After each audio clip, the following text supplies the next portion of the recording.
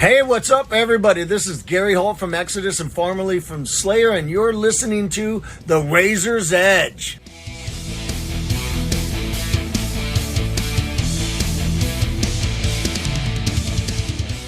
Welcome to The Razor's Edge. Today we have Sammy and Justine from Church Road Records on the show to discuss the label's very own stage at this year's Damnation Festival.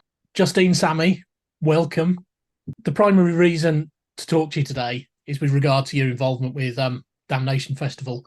But before we get there and talk about the label's involvement with the festival this year, I want to talk about the label itself. So you sprung to prominence really after the demise of Holy Roar, when you signed a number of their bands, but obviously the label existed before then. So do you want to start by telling us how you started the label and what was the motivation behind it originally? Yeah, sure. So like Church Road started more or less as a passion project for me.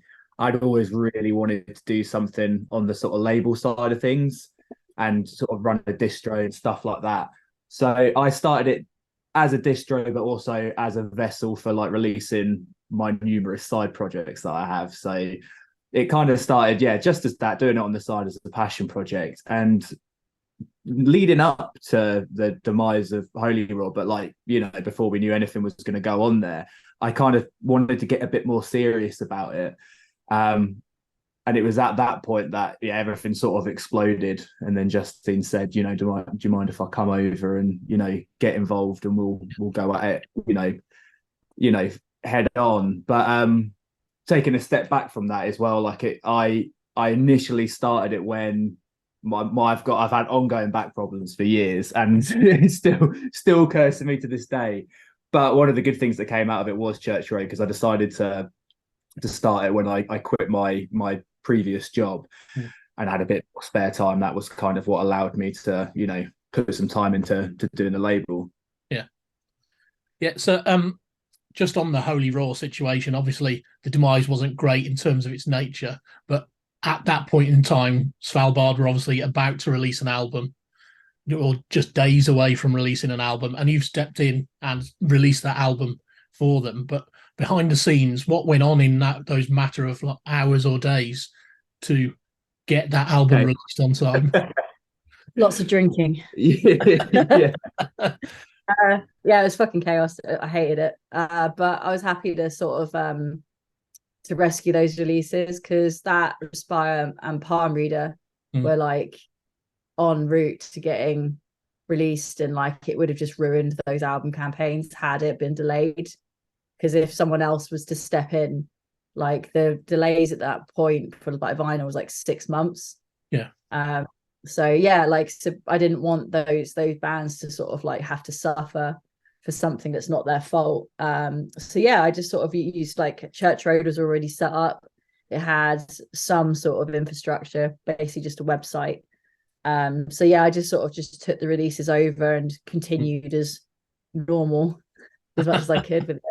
I mean, I must say, as like a bystander, Justine was like so impressive during that time, because not only was the whole sorting out of moving things over to Church Road, like she was like heading up dismantling Holy Roar, you know what I mean? Because it would have been all very well and good to be like, oh, fuck this, I'm getting out of here, but the bands would have suffered in that case. So like we were all in the Holy Roar office getting stuff, like the remaining stock, sent to bands so they could still have their records, making sure stuff was dealt with like properly. And so it was a crazy time, but mostly for Justine, because it was like, the previous owner was sort of off and not really anywhere to be seen, and Justine was one there sort of trying to make the situation as best for everyone involved, so that bands weren't left without their records and stock wasn't wasted and just chucked in. And just making sure they got the rights back to their records. Exactly.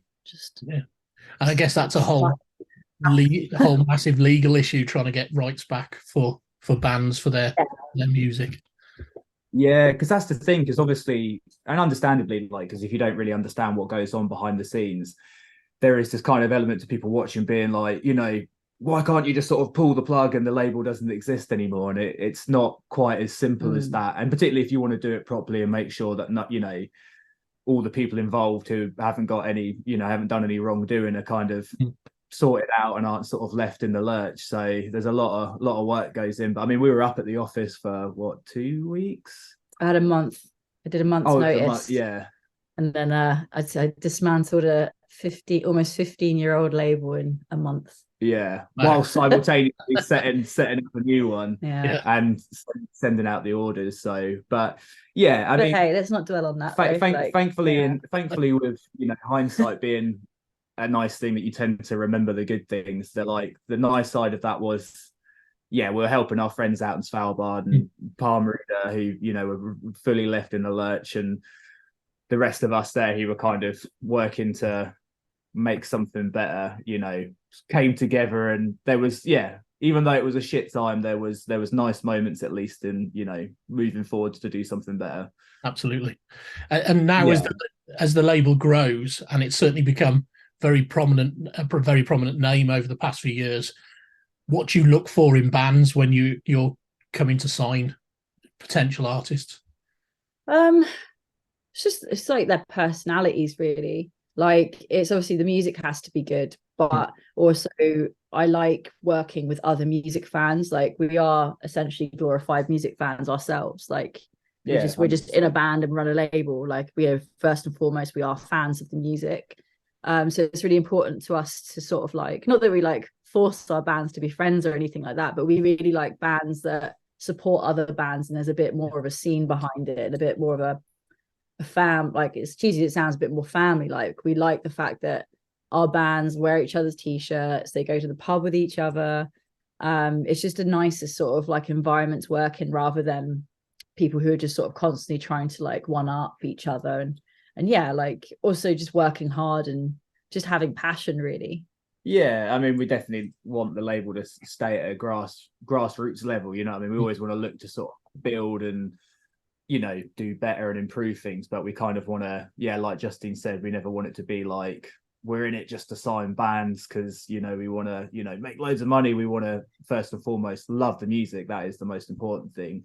But then just also have a fun time working with the bands that we do work with, and just have fun with it. But I mean, musically though, I mean, it's as you'll know, we cover quite a wide spectrum of the sort of alternative world. So first and foremost, we have to like it, and then there is a degree of like, because there obviously are things that we do like, but we do think might be just a little bit outside the realm of Church Road, even though we cover such a wide selection of music. But we kind of have to think like, for example, if we're signing a death metal band or a black metal band or anything like that, we have to kind of be like, is there enough scope for the people who are more into like the shoegaze stuff on our label to be like potentially like interested in this black metal band? You know what I mean? Yeah. So it's things like that we have to kind of, I mean, ultimately we're never going to like hit the nail on the head for everyone who, follows the label, but we do have to try and keep it somewhat confined to some sort of overarching vibe, I guess. Definitely. Like, because I sort of based my sort of running of labels after like kind of Death Wish or Relapse, where so for example, Relapse is a really good example. They have like Death reissues, but they also have Nothing, or they used to. So they've got literally like the like OG death metal bands, and like Nothing, who's like shoegaze, grunge, and I think that's like a nice sort of like width, like sort of breadth of like influences, enough to also keep us interested, because that's another reason why I didn't want to like work for other labels, because they're a bit more specialized. I like the fact that we get to pick what we work with, we can pick different genres, and we're sort of not confined like from the get-go. We want to just be like, no, this is the kind of label we are, and sort of mold our fan base to what we like as people. And I guess that helps because you've got a subscription service as well, which a lot of labels don't have. And I guess it helps if you've got that overarching theme that anyone who's subscribing to that will likely like the breadth of music that you also like and that you've signed to the label.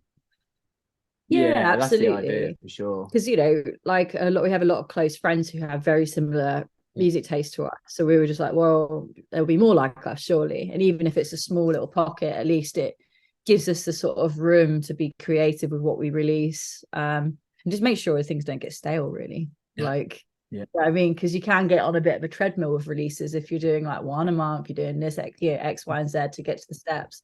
So having like a challenge every now and then with a bit more of a curveball band is like really exciting for us. Yeah, we wouldn't want to have like, you know, 3 death metal releases in a row. I think, you know, yeah, people who are like more into, I don't know, like the shoegaze or more grungy kind of side of thing might be a bit like, oh, this is a bit too overkill on that front, you know. But sometimes it is good to be somewhat forced into listening to new music, you know what I mean? Because everyone does tend to, even if you are quite diverse in what you listen to, you have your kind of like your mainstay genres that you kind of dwell in most of the time. So sometimes it can be nice if someone just kind of, if you're part of the subscription and this record just lands on your doormat, and it's like, well, I might as well check it out. And, you know, sometimes that can unlock the door to a, you know, your new favorite artist. That's it. And my favorite like emails I get from subscribers, and it's happened quite a few times, being like, oh, hey, I just want to let you know I would never have picked this up off my own back because it's not something I usually listen to, but I adore it. So like, and that's the kind of reason why we want to sort of do that, you know. We want to be hate the phrase, but tastemakers. Do you get a lot of submissions from bands trying to get signed by yourselves? We do, yeah. So we have like an email where people can contact us at, and it's always a difficult one because like in an ideal world, I'd love to like respond to everyone, you know what I mean? But it's just difficult with the volume we get through, and sometimes, yeah, it's like, you know, most of the time it's like they have done their research and they've checked, you know, what kind of label we are. But we even get ones where they've just seen whatever you know, records, and they've gone, right, I'll send my music along. So yeah, so it's a bit of a tricky one. I'd love to respond to everyone, but we do hard. Listen to everything we get sent though. Yeah, whether we respond, obviously we try to, because we don't like to be rude, but we're 2 people, like it's only the 2 of us that do this. And then obviously Tori's come back now, and we toured 3 months this year with Employed to Serve, so we sort of try and make sure we like prioritize what's important, i.e. like making sure we get back to our bands over sort of unsolicited emails, basically. So but we do try our best. How do you see the label growing over the next few years? I think just organically and steadily. Like, I've always been very wary of trying to explode onto scenes, like with the band and in terms of label. I'm much more of a fan of a steady, slow steps in the upward direction. Because like, I mean, we could just spend all of our money on marketing and try and explode the label, but then, you know, I prefer sort of grafting and trying, like, just working hard for it, basically. Absolutely. Yeah, and we're still kind of uncertain what we want as well. I mean, we're very much like satisfied where we're at now and just continuing to do the best job we can for the bands on the roster. But we I mean, you know, never say never. Like, maybe further down the line we'll have some other employees, but we're definitely not looking to like become a nuclear blast per se. Not, you know, obviously not for any other reason than we don't want to get it to a point where, I don't know, like that, you know, worrying so much about finances and, you know, taking on too much stuff. We feel like we've got like a good thing going, like Justine was saying before, like kind of, you know, more on a grassroots level, and we just want to always keep that passion element, you know, at the forefront. You know, we just really want to absolutely love the bands we're working with, enjoy the work we're doing. We kind of don't want to get to a point necessarily like where we're trying to sign bands, not because we like the music, but we think, you know, it might sell well, and get into that whole side of things. Because I think that's where you start to run the risk of maybe becoming a bit jaded, or, you know, the fun's not there anymore. That's it, because otherwise I'll just work for another label and get paid more. But like, I think there's always going to be a need for a label our size working with the size bands that we do, because like, I'm sure there are cases, but from working in the industry since like leaving uni, so it's like 10 years almost now, I've sort of realized that bigger labels aren't necessarily that good at like growing smaller bands. Because usually when you get on a bigger label, they don't have the sort of infrastructure to actually like sort of manage bands. Like in a lot of young bands don't have a good manager yet. Yeah.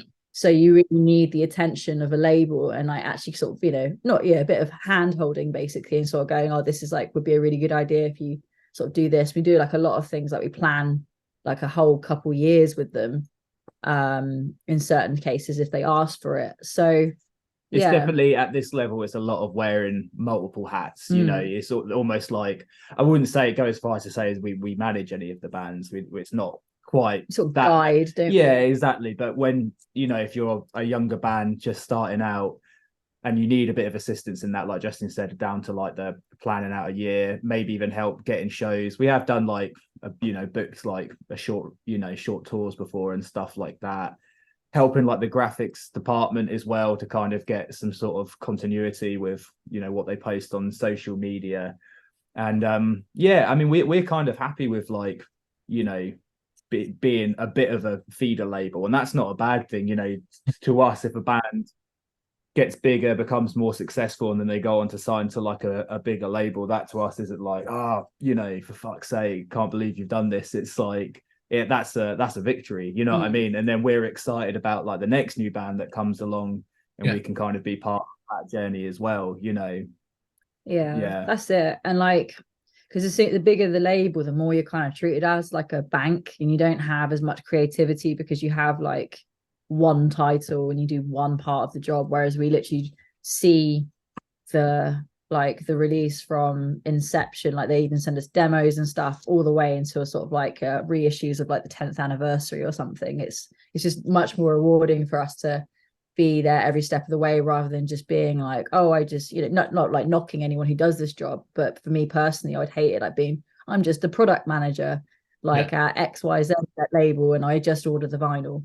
Do you know what I mean? It's much more exciting being there every step of the way. Well, I mean, as you'll know as well, like we obviously handle a lot of the press like for the releases as well, so that's a fun aspect of it. I mean, I'm in your inbox at least like 2 to 3 times a week with something, but that's enjoyable. I love the variation. One day it will be packaging up records, the next it will be doing press, and that's fun because then you're never doing one thing so long that you kind of get a bit sick of it. Well, because then it will just feel like an actual job.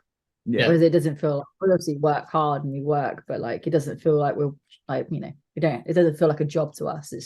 It's something we do, and we happen to get paid for it and we enjoy it. Absolutely. This is a nice spot. That's ideal, really, isn't it? We're super lucky. So moving on to Damnation, this year you're sponsors for a stage at the Night of Salvation. How did the partnership with the festival come about? I'm trying to think. We had a bit of we've been talking to Gav for ages. So I think ETS played, was it 2015? 16's edition. So we kind of known him since then. And I think we've been sending emails back and forth since Church Road, became a full-time thing. We'd been sending certain bands over that we thought, would fit the vibe at Damnation. And I think from those emails, I think maybe Gav put it forwards first. I can't remember. I think it's a bit of like a mutual thing because we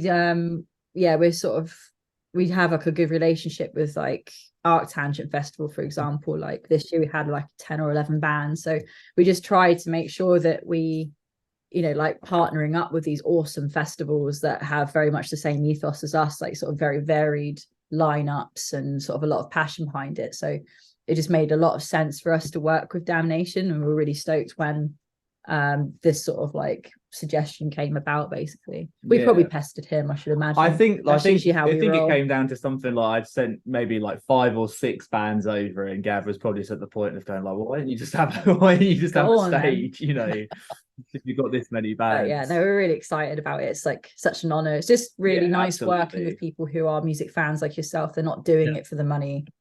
They work hard, they like care about bands. Down at everything. I've seen him so much this year, I mean, he's Bloodstock and Arctangent. Well. Saw him at the Gajira show earlier this year as well. I mean, he lives and breathes it, so it's nice. He's got he's just got a big enthusiasm for what he does, and that's always very infectious, so very stoked on that.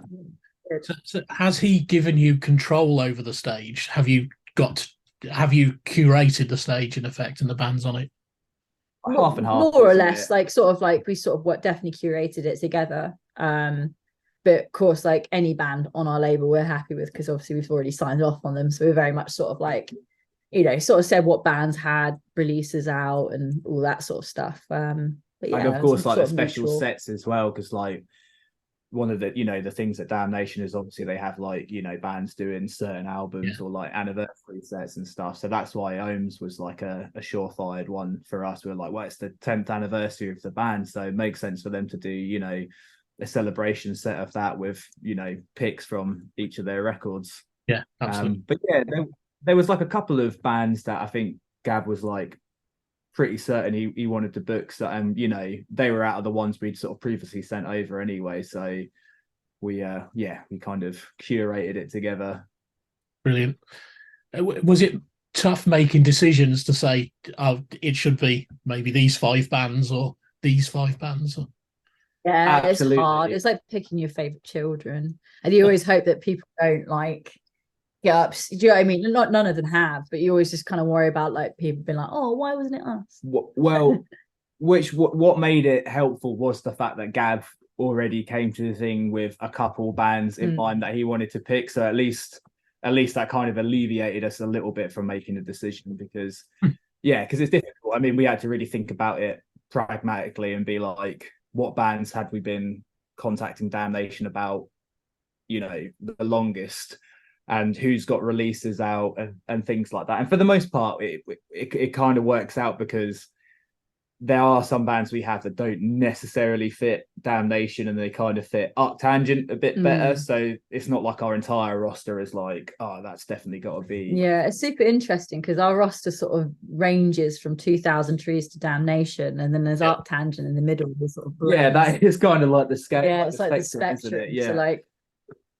so it's actually kind of handy that way because obviously we don't have as many sort of darker bands that would suit Damnation, so that kind of narrowed it down a little bit for us, which is at least a blessing. And there's kind of a little bit of overspill as well because we've got like to other stages because Sun's Journey Through the Night is doing the True Cult Never Dies stage, so at least that kind of gave us more leadway. We got another band on our stage. Yeah, exactly. We're like, we'll lend them over. Harriet's on a different stage as well, and so we tried to see some of our not overspill, that sounds bad, but like over more bands on like different stages if we could as well, to get more of us trying to take over all festivals basically. I think we got every band like that like really fit like the Damnation vibe on the bill, bar one. There is one band that I would have quite liked to have got on there, but there's always next year. There is always. That's a good thing with festivals. They're always every year. So and what band was like, that? Burner. I would have liked Burner to have been on the bill as well, but it was just it was nothing. It wasn't even. We had a big list. It was a big list, and like I said, there was like a few bands that Gav really wanted to have already. Like he kind of we'd been contacting about for some time. So it would have been good to get Burner on there, but I feel like next year it will happen because we've already had like 90% of our bands on this year, so we can just go like just Burner this year, please. Is it seven? Pretty good going. Yeah, absolutely. Or is it will be Church Road Fest? Yeah. So is this partnership going to expand next year as well? Are you back again in future years? I discussed it yet, but I mean, I'm guessing. I don't really know. Can't obviously speak on Gav's behalf. I'm assuming like he sort of changes different showcases to keep it fresh. I should imagine, but we always want to try and get our bands on Damnation, whether it's an official stage or not. Yeah, absolutely. Yeah, whether we do a stage next year, I don't know, but I feel like it will definitely be something we'll do again. I will still pester him. Yeah, absolutely. So if you do get the stage next year and beyond, how would you like the stage to grow? What would you like to see it become? Interested. I mean, I suppose could go even more into the doing like specialized sets. I'd want it to be an event that people are excited about rather than Church Road bands are here again. It needs to be sort of special each time, and because I think it's just Ohms are doing the 10th anniversary set Tuskar are doing all of Matriarch in full. Yeah. And I think that's it in terms of Like special like sets. So yeah, I think I'd like to go down that path even more. I really enjoy that about like festivals like Damnation and Roadburn, when there's like, yeah, you know, very specific sets being played. So yeah, I'd definitely like to explore that angle a little bit more. Yeah, we just need to be a label for longer. Yeah, exactly. Yeah. So we can have more anniversary. Yeah, more anniversary sets, stuff like that. But yeah, and then maybe even like push the like, because the thing is like Damnation's obviously grown as well, you know, as we've all seen the last few years, you know, jumping up to like a much bigger venue. And I feel like they're obviously going to keep their kind of like core element of being quite a, you know, dark festival, but they are quite, you know, they're expanding in different areas, so maybe there will be scope for us to add maybe some of the darker shoegaze bands on there, or something a bit more, you know. I think people are a lot like, with the sort of era of streaming and being able to have like unlimited songs at your like, you know, fingertips. I think people are a lot more varied in their music tastes these days than they used to be, because they don't have a finite amount of money to spend on like a 20 quid on a CD. Like they can actually just listen to anything and everything. And I think it's created a really nice sort of situation where people are way more open-minded now. Of course, you're going to still get the elitists in the YouTube comments, and I hope they don't ever go away, because they're always funny. Yeah. For the most part, like especially in this genre of music, like I feel like just people are, like we said, like sort of music fans, and this is their sort of hobby rather than just like they're passive listeners and they don't really engage. Absolutely. So before we go today, it's been great talking to you. Do you want to give the label a plug on your website, your socials, all that sort of thing? Absolutely. Yeah. So, what do we plug? I guess the biggest one we should plug is just our subscription. Like the fact that we have the subscribers we do means that we can take risks on bands that have like done their first EP, and we don't have to worry about budgets and things like that. So like, yeah, if you want to sort of have a like spend something like, you know, say £22 a month for a vinyl, and you get one every single month, and it's usually like never the same genre every single month. Like it's always a different sort of something different each time, isn't it? But even like if we do one. the CD one as well, which CD. Is £10.99. Well, sorry. And there's an MP3 one as well, is there? There is, yeah. So is £5 or something. Yeah, and you get access to our full back catalogue as well if you sign up. So there's a lot of goodies to be found there. But yeah, I mean, like Justine said, there's, you know, we've got a wealth of different music varieties coming out. So if you want new stuff arriving every month, it's the best way to keep up with what's coming out. And also it's a huge way that supports the label. But yeah, that's like the biggest one. Yeah, I mean, because we've got releases booked in a year in advance. Like we're really excited about everything we've got coming out. That's why it's so hard to plug just one or two bands. Like we'd be here literally just we're reading off our entire release thing. But I guess for now the main ones to say, because it's what's coming out, we've got Bloodette, Death Mother. That's really sick. It's sort of like Sonic Youth mixed with Swans. And then by the time this comes out, we will have Ryle. Yes. Month. Ryle Pessimist is coming out in October. It's like members of Cult Leader. Right. Like for fans, Trap Them, Converge. Yeah. And then Underdark's album we're getting. Yeah, Underdark's getting announced, the new LP next Friday.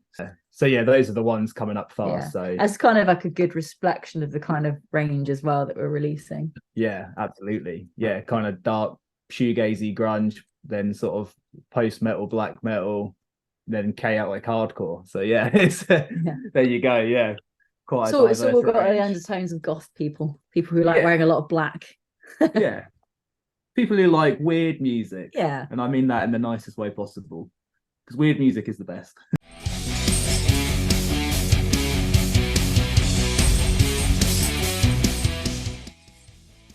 Thanks for listening. Make sure you keep up to date with future episodes by subscribing to our channels. For more information on this podcast, or for all the latest music news, reviews, interviews and more, head over to our website, www.therazorsedge.rocks.